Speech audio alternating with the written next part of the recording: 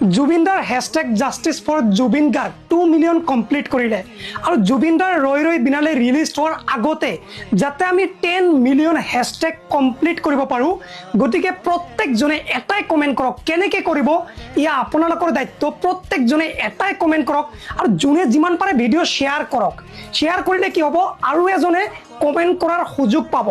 সকলোৱে এটাই কমেণ্ট কৰক এই যে লিখি দিছোঁ মই হেশটেগ জাষ্টিছ ফৰ জুবিন গাৰ্গ মাজতে যাতে কোনো ধৰণৰ স্পেচ নাথাকে অসম চৰকাৰৰ ওপৰত আস্থা আছে ভৰসা আছে যে অতি সোনকালে আমাৰ